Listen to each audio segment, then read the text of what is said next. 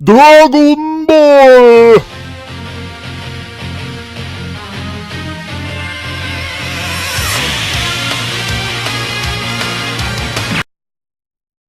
Hey guys, how's it going? And welcome to my top 10 favorite Dragon Ball characters. Now keep in mind, this is going to be the original Dragon Ball, and this is only going to include canon characters. Without further ado, let's get started. So for me, Nam is the number 10 spot because I really enjoyed his role during the tournament arc. I really enjoyed how he was fighting for his people and was extremely determined but also extremely skilled. He wasn't your typical, goofy martial artist like a Dragon Ball is typically known for when it comes to their side characters. He was a serious fighter, and I appreciate how Toriyama actually gave him some depth, which is more than I could say for even some of the main characters, frankly. But I also enjoyed the gag between him and Master Roshi when it came to the water, and how, Nam agreed to basically fool Yomps by dressing up as Roshi. I really enjoyed this character, and that's why he's at my number 10 spot. So I'm sure some of you are probably wondering why Gohan is at the number 9 spot, in particular why he's ahead of Nam. Well, the reason why I put him ahead of Nam is because, we actually got to know him a little bit more than Nam, particularly because of his relationship with Goku. I really enjoyed the chemistry between those two, and I actually get a sense that, unlike most characters who Goku's around, that Goku legitimately loves and cares about his grandfather and showed even some outward affection for him, which is more than I can say for Goku with certain other members of his family. But I really enjoy his kindness and his wisdom, and also the fact that he's not too different from Roshi, although he is a bit more, reserved, unlike Roshi, who's just out and out with his perviness. So yeah, that's why I put him at my number 9 spot. This may surprise some of you, but I'm actually going to put the announcer guy at the number 8 spot. I think his name's Johnny Firecracker or something. I don't know. But anyway, I'm going to put him at the number 8 spot because, we don't know that much about him, but I just enjoy his personality, and he's probably the only minor character that has any decent chemistry with the Z Warriors. Well, they're not Z Warriors yet, but I'm sure you get what I mean.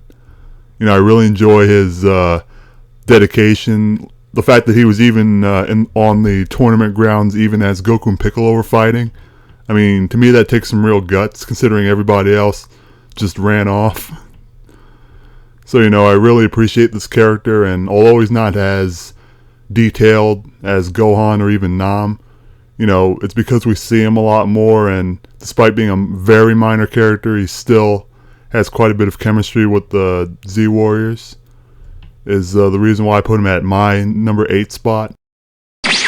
At my number 7 spot is going to be Bora, and the reason why is because, again, we don't know too much about him, but we did spend some degree of time with him during the Red Ribbon Army arc, and I also enjoy his bravery and his kindness as well as the fact that he's very, very badass.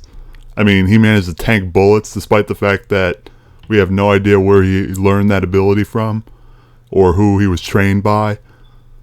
But, the combination of awesomeness as well as, an interesting personality, and the fact that, in a way, you kind of had the later part of that arc, I guess you could say the Baba saga or whatever, sort of being about him, and, him being revived by Goku.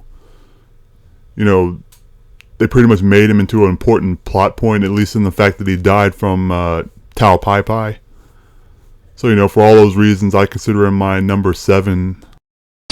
Yes, I know, Yomps is the laughingstock of the Dragon Ball community, but if you actually look at the original Dragon Ball, Yomps is not a bad character. At least not through much of it. And I actually enjoyed his personality, if nothing else. Now granted, he was the whipping boy in Dragon Ball, but still, in some ways, a lot of the characters are whipping boys. Or the Warfs. The reason why I enjoy Yomps is because he has some pretty good chemistry with some of the other characters. He particularly has good chemistry with characters like Boma and Kuririn. I enjoy his chemistry with them the most, and even his chemistry with Tien, which I guess somewhat gets expanded upon in Z, but in the original series, it's still pretty there. And you do see moments of it, of course. And the fact that he's one of the main characters and he has this personality that I like is the reason why I'd put him at my number 6. We have Towe at number 5, and the reason why he's at number 5 is because I think it's safe to say he's by far the most badass villain in Dragon Ball. And I'm talking about the original Dragon Ball. And yes, I'm even including Piccolo, Tambourine, Pilaf, whoever. Now, the reason why I put him up here is because, A, his introduction was brilliant. The fact that he was introduced as being this very imposing martial artist mercenary who even could say no to Commander Red. And we all know how dangerous he is. On top of that, he kills General Blue, who had such a problem with Goku. And if that's not awesome enough, he then goes and kills Bora. And then he nearly kills Goku. So he causes all this trouble for Goku, and Goku has to train just to beat him. And at least to my knowledge, he's the first villain who Goku has to directly train in order to beat. So for all those reasons, I would say that. Oh, and of course, I also like his personality somewhat as well. So because of his major role in the Red Ribbon Army arc, as well as pretty much the reason why Goku was able to ascend to a much higher level of power than he was able to before, and just because he brought a lot more seriousness to the series, that's the reason why I put him at my number 5 spot. So at 4th place we have Tenshinhan or Tien. Now the reason why I picked Tien at number 4 is because I feel he served a much more important role than even Yamcha in the following reasons. First and foremost, he was the star pupil of the Crane Hermit, and him being around helped reignite the rivalry between the Crane Hermit and the Turtle Hermit. And on top of that, he served as a major obstacle to Goku and even to Roshi. So he was one of those people that helped Goku to realize that he still had much further to go if he wanted to become the best. And on top of that, he would become an ally and a valuable one to a certain extent, at least, later on. So for all those reasons, I consider Tien. Oh yeah, also the fact that Tenshinhan also had somewhat of a character development. Granted, it was very short, but it was at least something. And I feel it was a little bit better than Yamcha's. But anyway, that's why I picked Tien as my number 4 choice. We have Boma or Bluema, whichever you prefer, in the number 3 spot. And the reason why she's in the number 3 spot is because she's one of the most consistently useful characters in the entire series.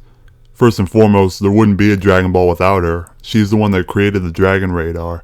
And on top of that, it was her desire to look for all the Dragon Balls. It wasn't Goku's. So for those reasons alone, as well as the fact that she provided the vehicles and a lot of the supplies for Goku and their friends in order to get the Dragon Balls, and how she would continue to be useful to the characters when it comes to vehicles and various inventions, as well as continually making new Dragon Radars whenever she could. So for all those reasons, and of course I do kind of enjoy her personality, at least in this series, or at least what it would develop into. And she also did have somewhat of character development. She became less selfish over time and began to realize, doing things for the world, would become more important than just doing things for herself. So for all those reasons, and because she's pretty much the most important non-fighter in the series, I would have to put Boma at my number 3. So at my number 2 spot I have Roshi. Muten Roshi, Master Roshi, whichever you prefer. The reason why I like Master Roshi is because, like Boma, he's been an invaluable help to the series, but I feel he's way, way funnier. But that's not the only reason. I also like Roshi because, for at least the earlier part of the series, he's been somewhat of a surrogate father figure to Goku. And he's also been Goku's first real mentor, and he taught him some valuable lessons, which, ironically, he hasn't been heeding lately. Hint, hint. But he even proved to be an obstacle for Goku in at least the first 2 tournaments, as he genuinely cared about Goku's progress, despite the fact that a lot of people would consider him just a lecherous old man. And on top of that, he even showed somewhat of care for Nam and even for Ten. So, I think there's a lot more to this character than what they would show later on. So for all those reasons, and because, again, he's been an invaluable help to the series by training Goku in certain techniques, particularly the Kamehameha, which would be extremely useful later on.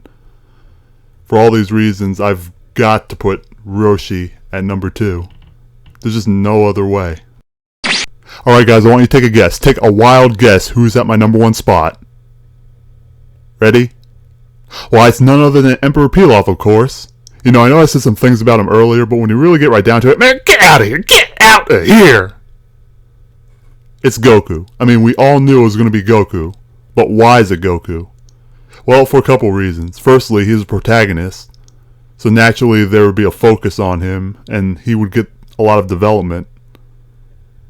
And we saw a character that went from pretty much just a strong kid, a strong weird kid, somebody who became the world's greatest martial artist. On top of that, he didn't even know what a girl was when he first started, but he later learned very quickly. And Goku obviously saved the world numerous times, from the Red Ribbon Army arc to the Piccolo Jr. arc. So it's safe to say that Goku changed the world, certainly, as certain people at least recognize him even after all those years. And of course he finally won the tournament, so he made history in that way as well. So for all these reasons, Goku has to be at my number 1 spot. Well, that has been my top 10 favorite Dragon Ball characters. You know, with all the people talking about Z, it's nice to sometimes go back to the original Dragon Ball. Well, that has been my video, and let me know what your top 10 favorite Dragon Ball characters are. I will see you guys later.